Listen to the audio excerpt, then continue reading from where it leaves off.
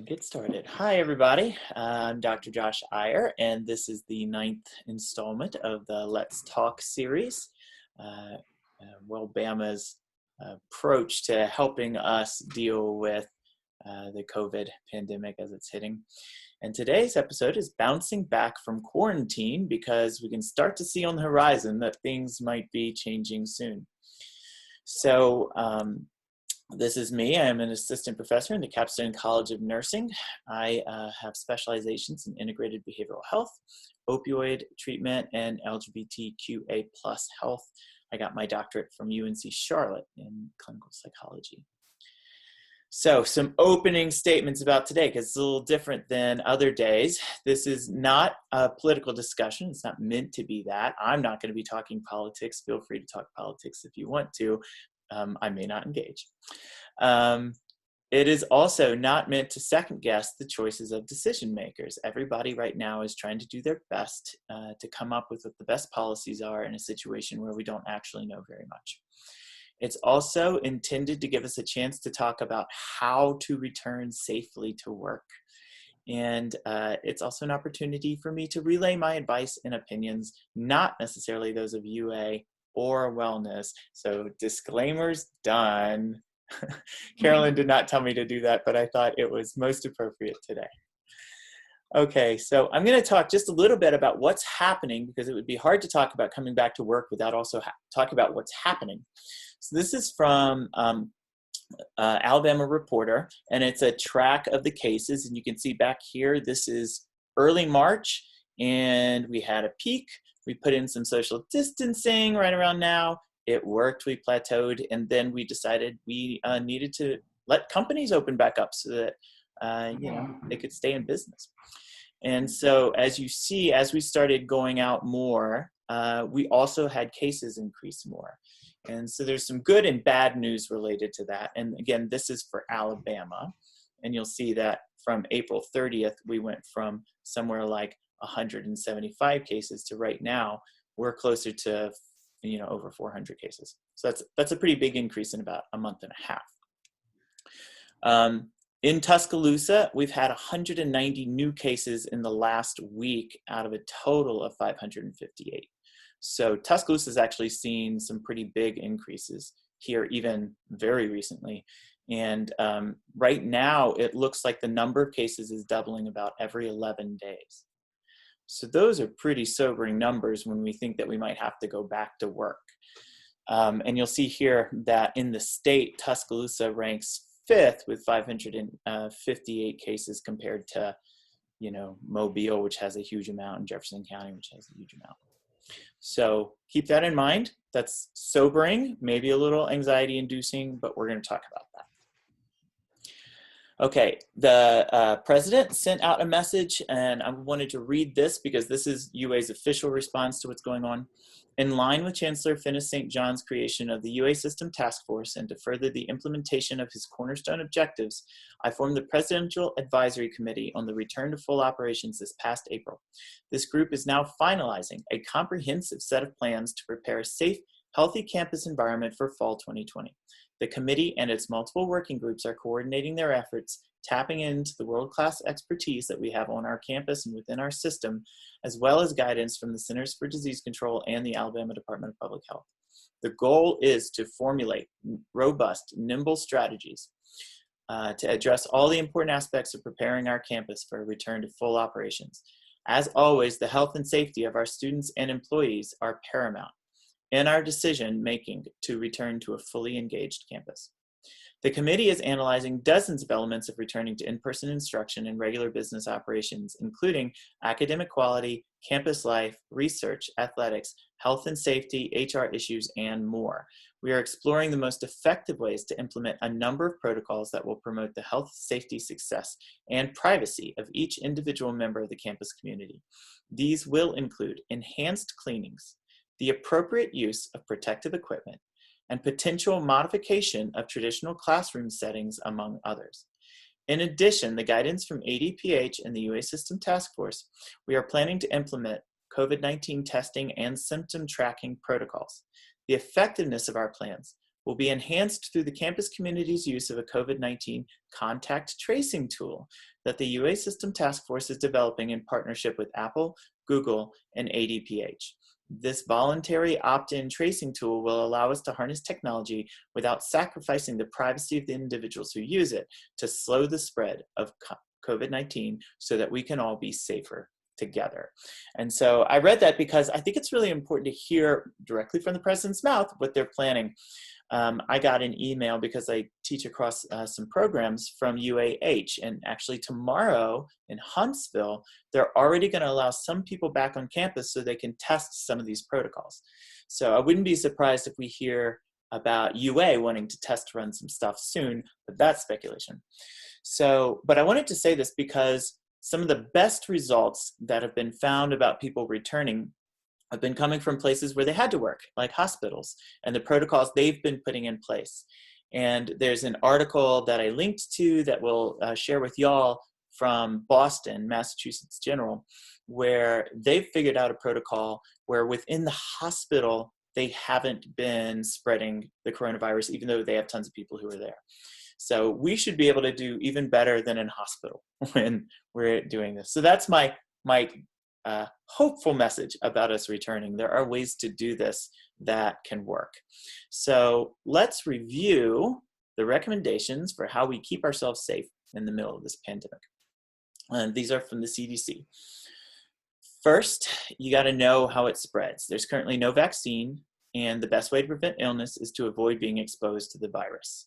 So we've heard about this. It spreads through droplets when people sneeze, when they cough, but also when they talk loudly, or when they sing, or when they do anything where they open their mouth and, emit air. They're putting into the air these droplets. And if they're sick, then they may be spreading it. Even if they're asymptomatic, although the research is not clear that asymptomatic people spread it a lot. What happens mostly is that people get light symptoms early on, and we know they can spread it then. So how do you avoid that? The best way is avoid people. Don't get too close to them. Give them lots of space. Some of the recommendations about that are 6 feet, but that's a rule of thumb.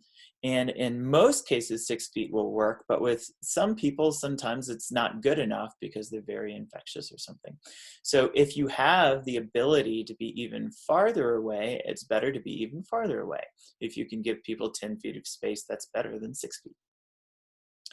Okay.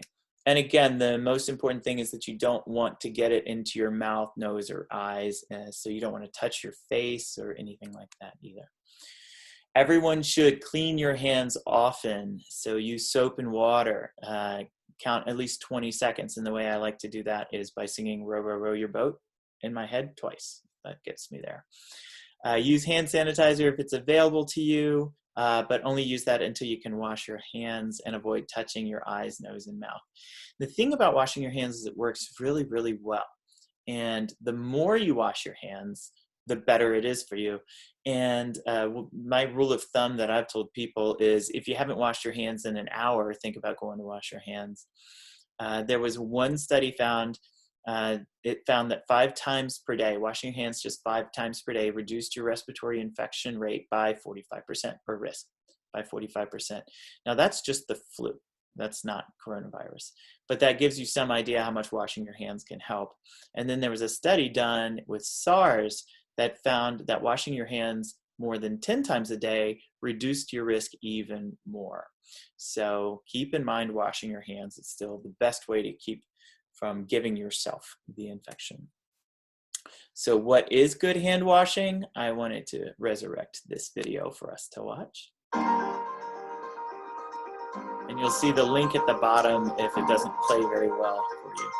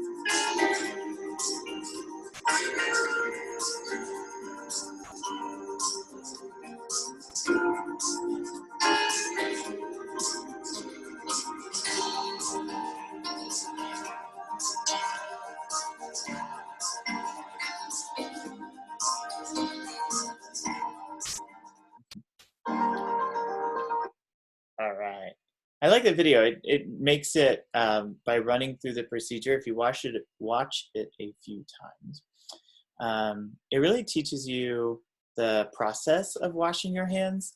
And the way procedural memory works is that if we do that just a few times, we'll remember to do that. And then eventually, after a week or two, you won't ever have to think about it when you're washing your hands. You'll automatically do that. And another thing I like about it is that guy just decided to put together that video, and it ended up getting shared millions and millions of times. Okay, so more advice from CDC: avoid close contact. Stay home if you're sick. Put distance between yourself and other people. And I've already talked about this a little bit. 6 feet is the standard recommendation, but the virus can spread a lot farther. Many of you have probably heard about the choir that held a rehearsal after this started, and one person was sick, and like 60% of the people there ended up getting sick because they were all standing and just yelling, and the virus was going everywhere. So try to stay farther apart. If you see somebody who's got symptoms, give them extra space. And remember that being indoors close to people is worse. So indoors, the virus seems to be able to last longer, and it spreads onto surfaces more. And if you are in a closed environment and close to people, then that's going to be bad for you risk-wise. And I can tell you that is not what UA is going to want to do immediately when we get started. They're not going to put us all in a room together to see how sick we get. So there will be distancing involved in whatever they propose to us. And then the other thing is to remember that just one little dot of the virus or one little microbe of the virus isn't going to get you sick. There's a certain amount that you have to be exposed to it to get sick. And that's one reason all of these recommendations can help, is because the more you can limit your exposure, the more likely it is that even if you get exposed to a few of the microbes in the air, that your body will fight those off without you getting sick. So that's why being in a situation where you're surrounded by it is much worse than if somebody runs by you in a park who might have some symptoms. Still, don't go searching for it. Okay, so what are symptoms? One of the things that I mentioned from this New Yorker article in the hospital in Boston is that all of the employees every single day have to complete a questionnaire before they go to work, which reports on their symptoms. And if they are actually having symptoms, then they don't go to work. They call in sick, and they wait to see what happens with those symptoms. And that's been really, really good about keeping people who are contagious home before they spread it a lot. So what are the symptoms? The most common symptom is fever, but it's not the first symptom. Usually you start getting a dry cough and a little bit of sore throat first. And shortness of breath comes later. That's very distinctive. There's mucus. You can get a runny nose and stuff, but not everybody gets that. You can get pain. Not everybody gets that. Headaches, chills. Some people don't smell as well, and that's a really distinctive sign for coronavirus. So in particular, keep in mind fever, cough, shortness of breath, sore throat, especially cough and sore throat. Those are the early ones. If you're feeling those, just stay home that day. Figure out what you can do from home. Maybe there's work you can do so that you don't have to go out, or if you're planning on going to the store, maybe wait a day to see if the symptoms get worse or better. Okay, other things: cover your mouth and nose with a cloth face cover when others are around. And that is to keep you from potentially spreading it to someone else. They say everyone should wear a face cloth or cloth face cover when they go out in public. And the idea is that we're all taking one for each other. We're all wearing the mask to protect each other. There is some evidence that it does decrease your risk of getting it if you're wearing a mask, but it definitely decreases other people's risks a lot if you're sick for you to wear a mask. I know lots of people have lots of reasons that they don't want to wear masks. If you do everything else and you just can't wear a mask, you're still doing tons to keep yourself from getting sick and helping other people get sick. Don't tie it all on wearing a mask or not. And then cover your coughs and sneezes. Everyone should always do that now and forever. If I have to cough, you'll see me try to lean into my shoulder, but or elbow. But that's definitely something that you should have learned to do as a kid, and you should keep doing now. Okay, and then the final thing is to clean and disinfect frequently touched surfaces daily. This includes tables, doorknobs, light switches, countertops, handles, desks, phones, keyboards, toilets, faucets, and sinks. If surfaces are dirty, clean them, because the virus will last more if there's like stuff it can grow on. Then use a household disinfectant. This is going to be a big part of us coming back. We will all be cleaning our office spaces a lot more than we're used to, and also having them cleaned more. So some other tips about cleaning and disinfecting: wear reusable gloves, use clean surfaces using soap and water or disinfectants. Soap and water works to kill germs. Practice routine cleaning of frequently touched surfaces. Okay, so reality check for everybody about all of this. Yes, there is a pandemic happening. Yes, it's going to be around a while. Yes, we are going to go back to work. So those are the cold realities. The good reality is we did flatten the curve. We did keep it from peaking. The things that we did to try to keep this virus from spreading rapidly through everybody actually worked. So giving people a cushion, wearing masks, washing our hands all the time, not touching our faces. These are things that we actually know work because they already worked. And so in particular, if you're somebody who has a known vulnerability, then you want to keep that in mind, and you want to follow all of these things even more than you might think that is normal. You want to just be really good about it because it's more important to you. The last thing here that I think is also really, really important is it's not just about one technique, but it's really all of them. So I've noticed even people who are kind of thinking that the pandemic is overblown or things like that have still been staying farther apart from other people and not seeing as many people as they normally would. And that's good. That actually helps. So even if you're figuring out where your balance point is on it, any of these measures that you can do is going to help, because the way it works is that all of these measures together are what actually work best. If we do all of these things, then we have already proven that it actually works to keep the spread of the pandemic really low. So for lots of good reasons, that gives medicine time to come up with new medicines, to come up with a vaccine. So for these percent of people that would die when they get it, like, we have a chance to keep them from getting sick until we can get them care. And also, a lot of people don't even know that they have an underlying autoimmune condition or something like that. So they don't even know that they're extra vulnerable. And that's one reason we have people in their 30s dying. So there are lots of good reasons to be careful. Okay. So in the past, we've talked about a number of things that will be helpful as we deal with the stress. We've talked about the Face COVID booklet. We've talked about, some of the things I reviewed today, how to stay safe as an essential employee. We've talked about coping at home with diet and exercise, and all of these things are available for you to go back and look at if you want on the wellness webinar page. We've talked about using meditation or some other mind-body techniques to help learn to manage the anxiety and stress better. And we have in our lives rarely had a better moment than right now to learn to do some of those things. And we've rarely had a moment where we needed it as much. So those things go together really well. But especially as we go through this process of thinking about going back to work and what that would mean, that's going to be stressful.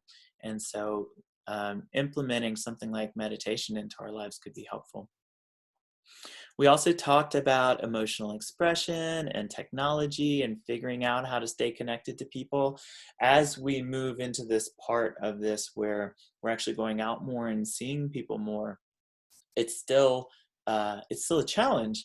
I saw a really good friend of mine the other day. We sat 15 feet apart from each other and talked. And at the end of it, when I was saying bye, that was where we would hug. And we both just looked at each other really awkwardly from 10 feet away and said, well, bye, and walked away.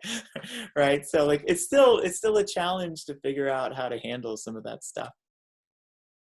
Then we also talked about sleeping through a crisis. We talked about all the different problems that people have been experiencing with sleeping and different ways to help with that. So check that one out.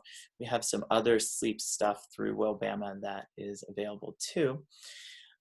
We talked about coping as a family and how do you work with your kids. There's going to be some new challenges around that when some of us have to go back to work because the kids might not be back yet. So the kids might be at home still needing to do their schoolwork when we have to leave and go home.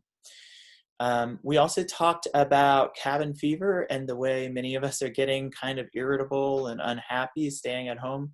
Some going back to work would help with that, but we need to remember that we might be more on edge. We might be more likely to get irritable with our coworkers. And so we need to be careful about that. And then we're talking about bouncing back from quarantine. And you'll see that there's some other Wellbama offerings on here. Fitness Mythbusters happened about a week ago. You've got tips for participating in outdoor recreation that's coming up tomorrow. And there are even more on the website, so check out the website for more stuff. And Carolyn, do you want to talk about what else is coming up? Yeah, we've got some the webinar tomorrow, which is just a great webinar from Malia Duggan. She's from Outdoor Rec at the University of Recreation. She's going to kind of explore some things you can do outside. And then in June, we're going to start back up again because it is still important to take care of your health. So we're going to have some webinars available during the month of June, and those will be up on our website. I do think it's really important, Josh, you mentioned about, coming back to work and maybe the kids are still at home. And I want to emphasize that stay in communication with your supervisor because, it's hard to, it's hard to remember that people, they do actually have little kids at home with them. And, keeping that flexible schedule, if that's possible at your work area, will be really important so that you can kind of ease back into this because although I do like working from home, I do miss going into the office and it's definitely going to be a hard transition. I'm kind of sad and I need to kind of prepare myself, for, getting back up, early again and trying to sort all that out. So, any suggestions you have like emotionally or, mentally that people can help them ease back into this would be great because I know it's going to be tough. Yeah, so that leads to the next slide, which is one you sent out about our employee assistance program. But as soon as I talk about this, I'm just going to open it up for people to tell me their questions. And the way you would do that is enter it in the chat. I saw earlier that somebody has already asked something, which is great, so I'll look at that. But tell me about what your concerns are. Tell me about what your challenges are or what your what you're worried about, and we'll do our best to answer it and provide you with resources and figure out what we can do. One of the things that we are talking about is Carolyn and I are talking about doing some more of these with more spacing every 3 or 4 weeks. And so definitely let her know if you have any requests for what one of those should be. I think that we're talking about doing one more around family and managing kids and coming back and all of that. So there'll be some more things along those lines. So so Carolyn sent this information. The American Behavioral is our behavioral health provider. They run the Employee Assistance Program, which offers confidential assessment and short-term professional counseling services. Eligible employees and dependents can receive up to 5 free face-to-face sessions per episode per year to address pressures associated with marital and family issues, grief and loss, interpersonal relationship difficulties, and more. And it provides unlimited access to scheduled telephonic counseling or coaching sessions. So the website is right there for you. So it's a good thing to think about. So from there, I'll just transition into questions. Let's see what we've got in the chat. Okay. Rhonda checked in. Hi, Rhonda. All right. So what questions or concerns are y'all having? Carolyn, you mentioned just sort of the emotions, and like I would guess that most people are pretty conflicted about going back. I was just thinking yesterday about how much harder it's been for me to get work done in this situation. Now, I actually do most of my work at coffee shops. I'm thinking about writing like big projects. And so it's been really, really a challenge to realize how much harder it is for me to get those chunks of time where I can just crank through a bunch of work.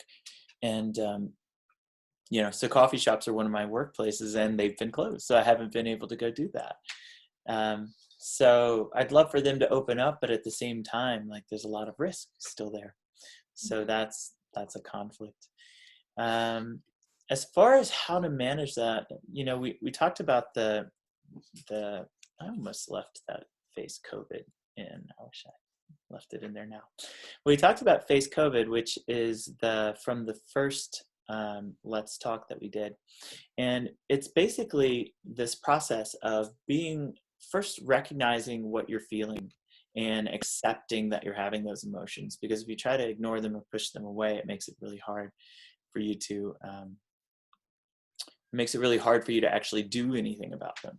So the first thing is to recognize that you're having them.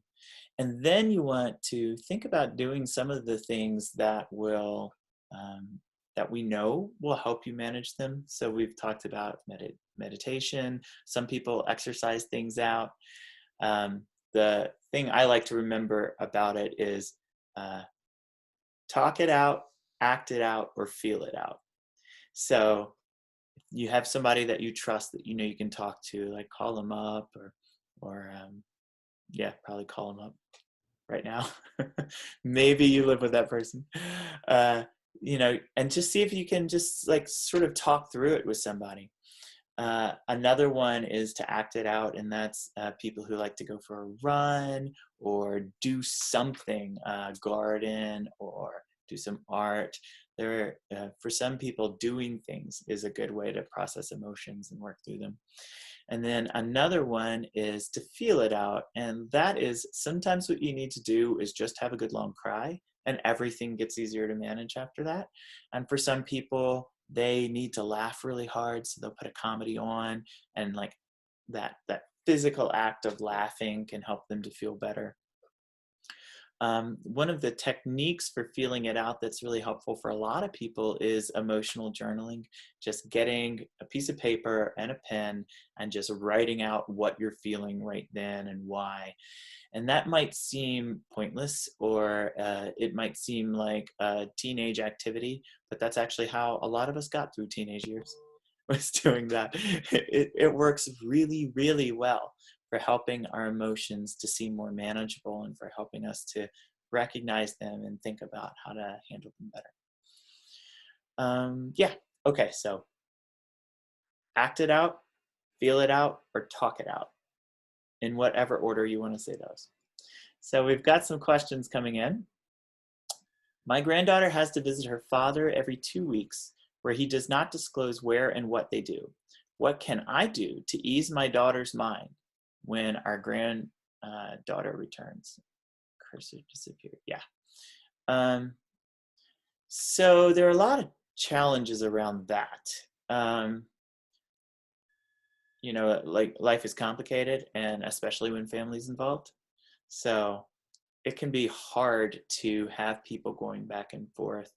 I have a friend whose daughter, they have shared custody, and the daughter goes back and forth right now, and the husband is just much less careful than the mother is, and that's a huge source of stress for her.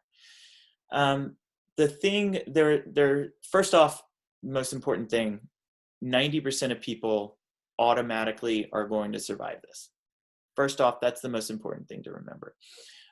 Some other percentage end up going into the hospital and getting released within a couple of days with no problem.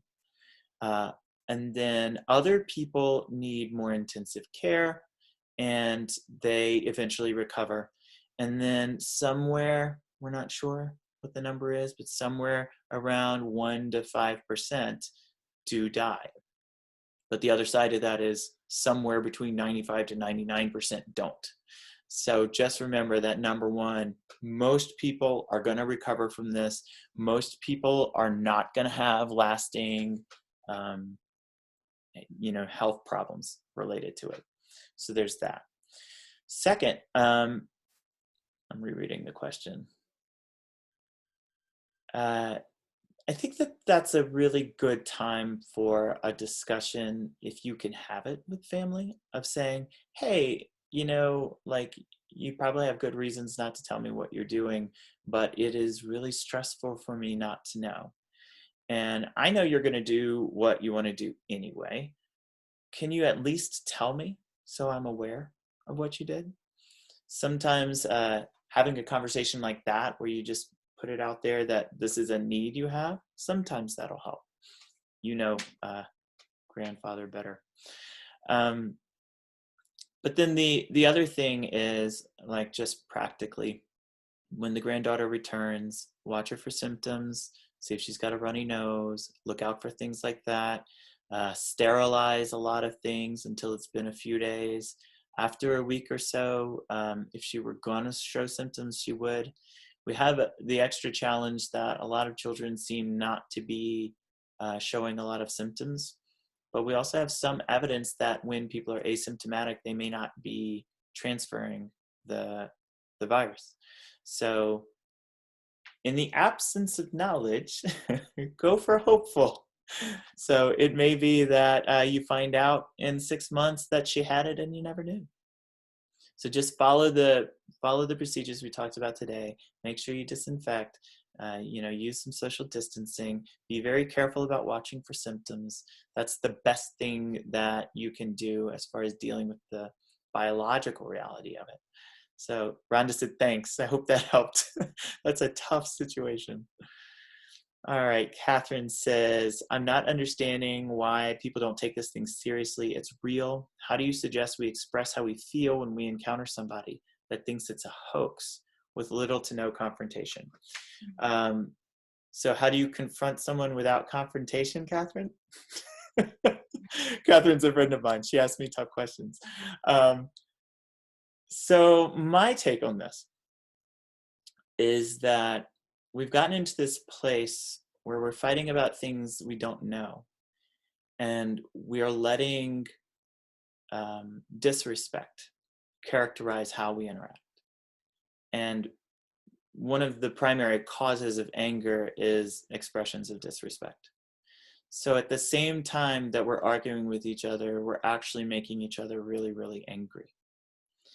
And I think that the best way to do it is to approach it from the perspective of the research suggests that practically none of us trust government. We just distrust different parts of it.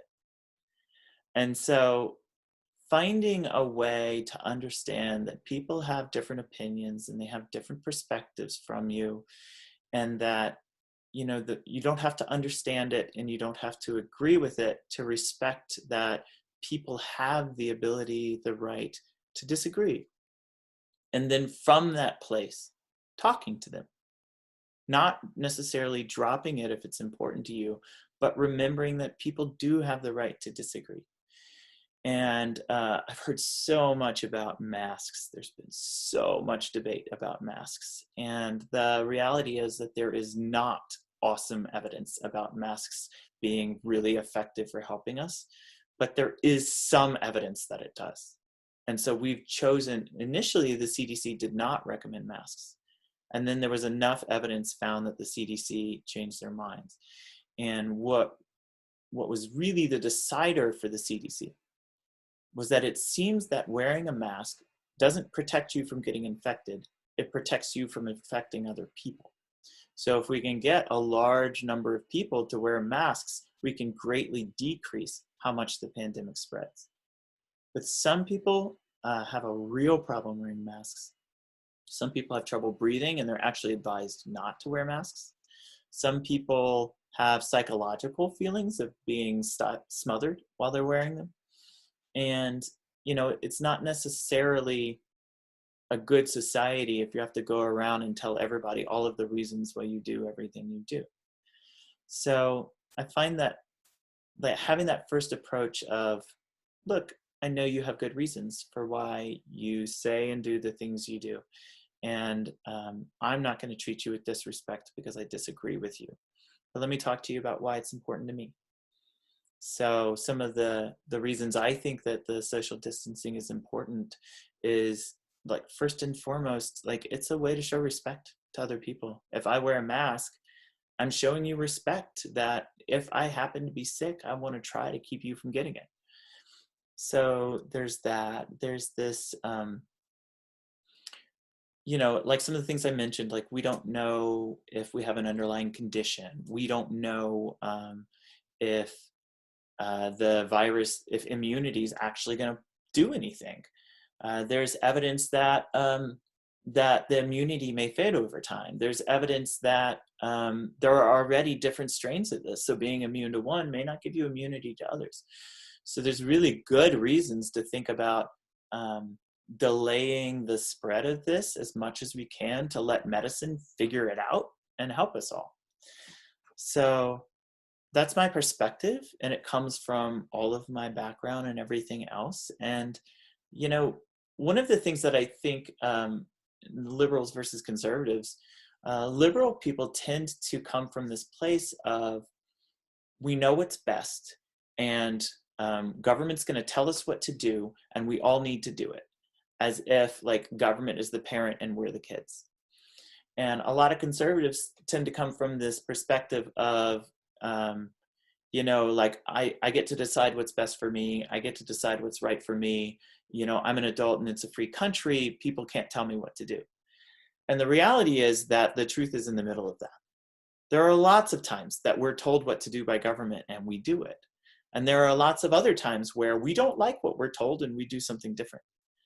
And so, like, this tends to be one of those moving target issues where people just end up fighting with each other about it, even though there are lots of things they could end up agreeing about.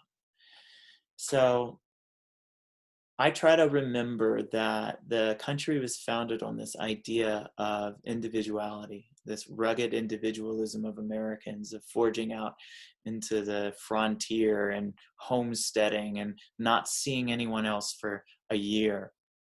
And that's an important part of what it means to be an American. And as a result, we end up having some weird battles in our culture sometimes.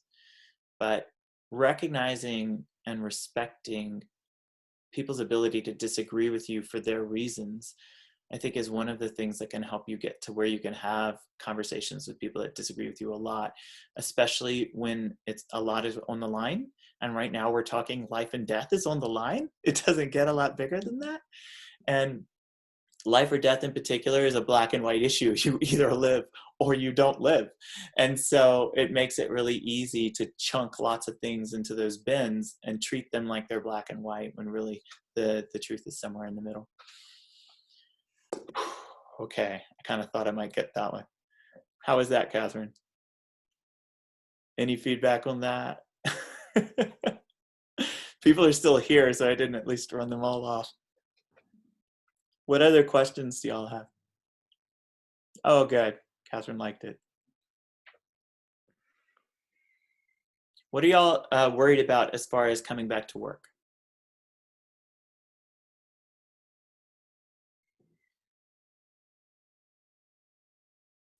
It is, stress. Go ahead. Josh, I think it is stressful just to have the constant, you have to be paying attention to seeing and staying distant from people. Because I often, oh yeah, that's right, I'm 6 feet apart from somebody. That's just a constant, you have to constantly remind yourself to that, to your natural habits, and next thing you're too close to somebody or before you ate something. So yeah. And yeah, so I think that it's about good habits. It's about remembering that on any given time we go out, there's a low chance that we're going to run across somebody who's got the coronavirus. A lot of the people who we know have it are actually at home and trying to get better. And so in a town like Tuscaloosa with 100,000 people, we have a few hundred cases that are confirmed. It may be that there are hundreds more. It's still a small chance you'll run into somebody. So we're doing these things not because the risk is constantly there all the time. We're trying to do these things because if we should run across something like that, we decreases our chance of getting it. So when we get too close to a friend, like taking a few steps back and say, "Oh, sorry, I forgot," is something I've done for sure. Carolyn, you broke up a little bit, so I think I'm answering your question, but I'm not sure. So let me know if I didn't. Yes, you are. That So sounds good. Thank you. good. When I think about going back to work, so I work in the School of Nursing. And one of the things that they told me when I first started that job was prepare to be sick for 2 years. Because nurses go to all of the clinics around and then come back to the School of Nursing.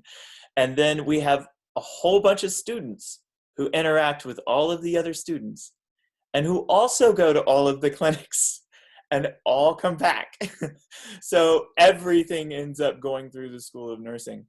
And, so when I think about going back, that's the kind of thing that gets me is in my day-to-day life, I can actually limit my exposure to the coronavirus pretty well.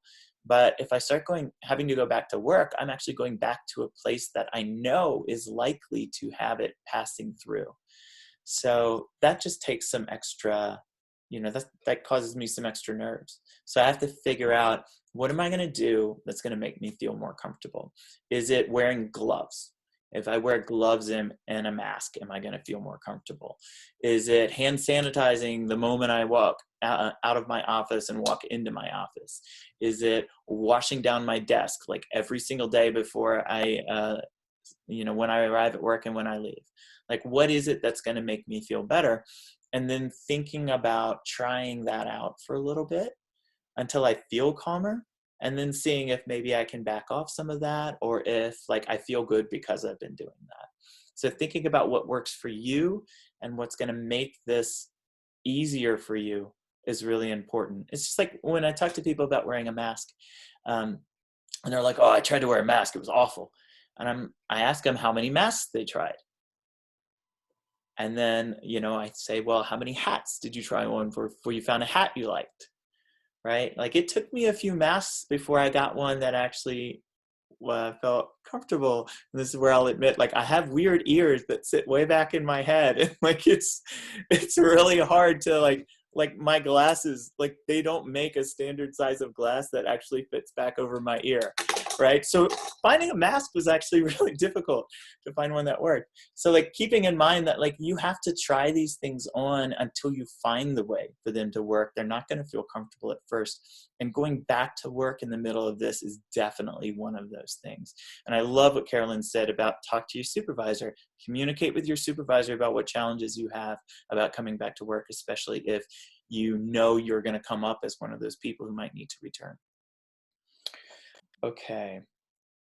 So Catherine says, I personally don't think it's appropriate to return to work just yet. I think that this thing is ramping back up because people are ready to be normal again. Therefore, people are going overboard with how they're getting back out. I think there is some of that. The weather's gorgeous. This is the time of year when the weather's gorgeous. And this is the time of year when we would normally go on vacation. And we all had cabin fever. And I think, all of our ability to tolerate things is different. And there are some people who are just like, I'm through, I'm done, I'm going to kill my loved ones if I don't leave now. And so they're evaluating the risk to themselves, and they're deciding that it's time to get back out. I have a bunch of friends whose businesses have gone out of business. So there's a lot of people who don't want that to happen. All they've ever done is run their business. And they're in a situation where they feel like they're being told they have to stay home and just let their business die. And maybe it was their parents' business and their parents' parents' business. So this is a really complicated, really hard thing to figure out. And it's different for every single person. And when it comes to going back to work, my personal feeling is, yeah, this might be a little early, but also I could be wrong. And I'm certainly not an entire statewide advisory committee of experts that are looking at this from every angle and working on every possible thing that they can do to make this better. What I do know is that there have been a lot of institutions that had to stay open that have been working really hard to figure out how they can stay open without having everyone get sick. And they figured it out. And so I mentioned Massachusetts General in Boston. One thing that they did is they developed an app that all of their employees have where they can quickly track symptoms and share it with their boss and stuff like that, so that they have to like call in sick like they do. Everybody can look and like know exactly where somebody is on their quarantine, 2-week quarantine or whatever. And UA is one of, I think, 3 states. It's part of a group in Alabama, and Alabama is one of 3 states working with Apple to develop an app that's going to allow us to track contacts through our cell phones. And some of that is probably going to be symptom inventories, symptom questionnaires that we do every day, because there's a lot of evidence for those right now. So it's not just going to be that we're told like, strap in, you're going back to work. You're going to have all of this risk and we just expect you to shoulder it. If they expect us to go back to work anytime soon, they're going to do it with a plan, and they're going to do it with things that they think are going to help us. And it's not going to completely get rid of our risk. And some of our risk is also personal. It's our personal responsibility to wash our hands 5 to 10 times a day, is what I say, right? That's our responsibility. So it's nerve-wracking, and it is definitely scary. But I also think that it's going to be done in a way that we'll feel more confident about it when we find out how it's going to be. That's the best I can give you, because I'm not in the room. I don't know what they're planning, other than what I read you. All right. What other questions or thoughts do y'all have, or concerns? We've got 10 more minutes. Josh, I don't know if you've taken the course that everybody is required to complete through the Not LMS yet. system. I was very impressed. That's a very thorough. They did a great job on that. Tell Course. us about it. Yeah, I meant to provide some information about it, but I forgot about it. Yeah, so it's through the LMS system. It's about 30 minutes long, and it goes over the importance of hand washing. It explains why you need to wear a mask if there's not required to wear a mask, but why it's important and why it benefits, each other. It does talk about social distancing. So, not only to be 6 feet apart, but also to not gather in groups. Mm-hmm. And then definitely don't, try to avoid mass gatherings. Mm-hmm. So, but it's very well done, and I encourage everyone to view it as soon as you can. But that is required, which is important. Yeah. So a couple of the things about, I mentioned being inside, and being inside with a lot of people is basically the worst situation, because if you've got 100 people in a room and everybody's standing close to each other and one person gets sick, that one person might actually be exposing 2/3 or 3/4 of that room, just because of the way this spreads through the air in an environment like that. So I know UA is going to be trying to avoid that. I know that'll be high on the list of things to avoid. But that sounds really good. I think that's the kind of thing that helps, is to sort of get us all on the same page about, what we should be doing to look out for each other and protect each other. And I think that's the thing that I wish I could get everybody to really accept, which is that if we're all working on this, we are actually all impacting it for certain. I think it was 60% was the number, that if 60% of people would wear masks every time they went out, we would basically have the same impact as if we were all staying home. Right. So, yeah. So these things are important if we do them as much as we can remember to do them, because they add up, they accumulate all together. And the more we can all do these things, the better. Some of the numbers of this increase that we've been seeing, it's tricky to look at broad data and try to derive specific things from it. But there have been a lot of cases that have been happening in long-term care facilities and in prisons and in residential hospitals, places where people are not necessarily the healthiest, where they may have underlying conditions, where they may be older, and where they can't really leave, or where they're inside in contained environments. And so we've been seeing a lot of cases spread that way. There have been a lot of cases spreading in urban areas where people live more closer to each other. It's more densely packed. So that's also true. So really the thing to remember is that you're doing yourself a disservice if you're putting yourself in a position where you're surrounded closely by a lot of people who are not trying to observe any of the social distancing things. But if you are trying to preserve those things, then even with some risky exposures from other people, you'll probably still be okay. So just keep doing the things that you know are good, and it's probably going to take care of you. And then those things add up. And the more of us do that, the better we all are. Okay. I thought I'd get more questions from you guys. What other things are you worried about? What else is coming to mind that I could try to calm you down about a bit? I guess I should say that I mentioned this, but there is also risk in doing this.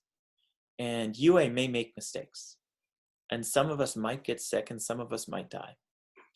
And that is definitely something they're aware of, and that they're balancing with the other needs that the university has. And it can be really, really hard to think about the other needs of the university next to our own life. And I get that. And I'm not trying to minimize that. That's a hard thing about this. Other thoughts or questions?